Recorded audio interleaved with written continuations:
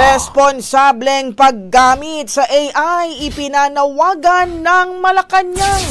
Pagkalat ng disinformation sa nalalapit na sona ng Pangulo, ibinabala. Brigada Maricar Sargan, ibrigada mo! Brigada! Live report!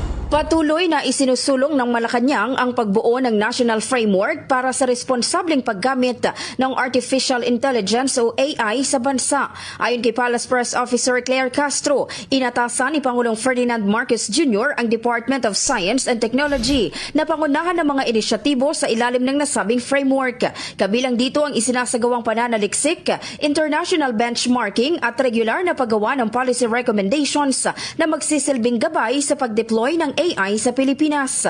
Layo ng administrasyon na maunawaan ang mga benepisyo at posibleng panganib ng AI kasabay ng pag-aaral sa best practices ng ibang bansa upang masigurong magiging kapaki-pakinabang ito sa iba't ibang sektor.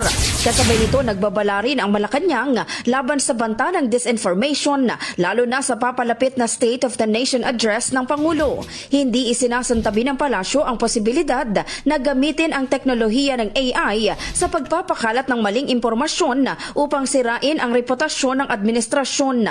Dahil dito, muling nanawagan ang pamahalaan sa kooperasyon ng social media platforms at mainstream media upang labanan ng fake news at tiyaking tanging tama at beripikadong impormasyon lamang ang maipaparating sa publiko.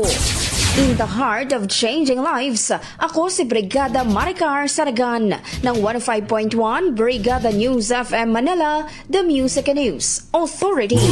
Ang bahaging ito ay hatid sa atin ng PowerCell Soya Coffee. Masarap araw-arawin.